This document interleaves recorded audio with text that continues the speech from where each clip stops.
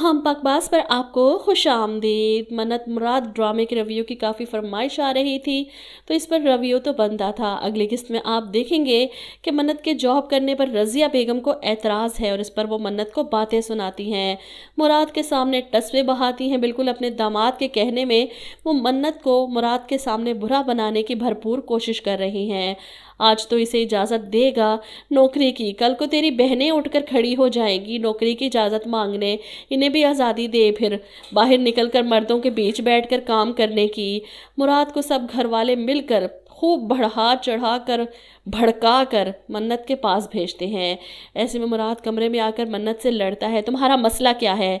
तुम्हें कुछ अंदाज़ा भी है तुम्हारी इन स्टूपिड बातों की वजह से मेरी बहनों पर कितना असर पड़ रहा है? आज़ादी आज़ादी आज़ादी, कितनी आज़ादी चाहिए तुम्हें? किस चीज़ पर पाबंदी है? ना तुम्हारे खाने पर, ना पीने पर, ना बाहर जाने पर। मन्नत हैरत से आंखों में आंसू लिए मुराद का ये रवैया देख रही है। साफ साफ बताओ मन्नत, तुम्हें हमारा ये रिश्ता बोझ लगने लगा है? मुराद की बातें सुनकर मन्नत को शदीद गुस्सा आता है। वो नीचे इसकी माँ से सवाल करने पहुंच जाती है, आखिर आप चाहती क्या हैं? अपने बेटे को उल्टी सीधी पट्टियां पढ़ाकर मुझसे लड़ने के लिए भेज देती हैं। वो इनसे बातें करती है तो रज़िया बेगम मुराद के सामने एक की चार लगाकर बताती हैं, रोते हुए बैंड डालती हैं, इसने मेरे साथ इतनी बदतमीज़ी की, मुझे इतना बुरा भला कहा। ये कहती है कि मैं अपने बेटे का घर बर्बाद करना चाहती हूँ। मुराद अपनी माँ को संभालता है, इन्हें चुप करवाता है, मन्नत से कहता है अभी माफ़ी मांगो इनसे। जिस पर मन्नत भी चीखती है, जब मेरी कोई गलती ही नहीं तो मैं क्यों माफ़ी मांगूँ इनसे?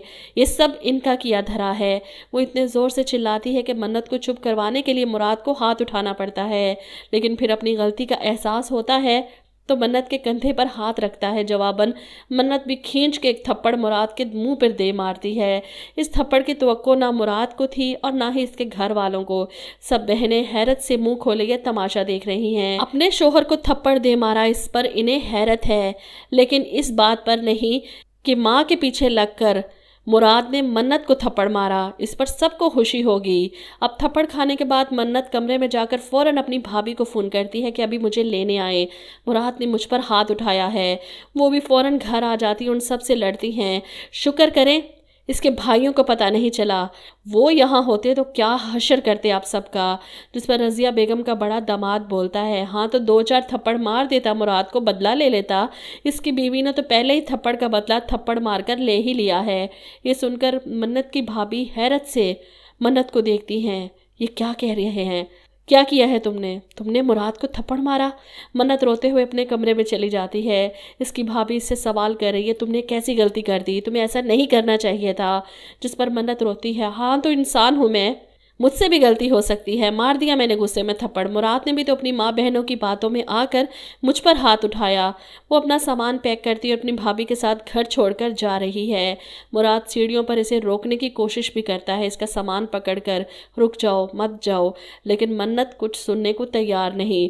जिस पर मुराद कहता है, तो फिर ठीक है, इस घर में तुम्हारी वापसी के दरवाजे तब ही खुलेंगे जब तुम आकर मेरी माँ से माफ़ी मांगोगी। मुराद की बातें सुनकर मन्नत को और ज़्यादा तैश आ जाता है। वो फैसला करके ही यहाँ से जा रही है कि अब कभी इस घर में वापस नहीं आएगी। और ये तो खुशियाँ मनाने का दिन है रज़िया बेगम और इनकी बेटियों के लिए कि बला टली, मुराद अब सिर्फ इनका है। वो दोबारा कभी वापस आकर इनके मुराद को इनसे छीन नहीं सकती। मियाँ बीवी को एक दूसरे से दूर करके रज़िया बेगम के दिल को ठंड पड़ गई होगी।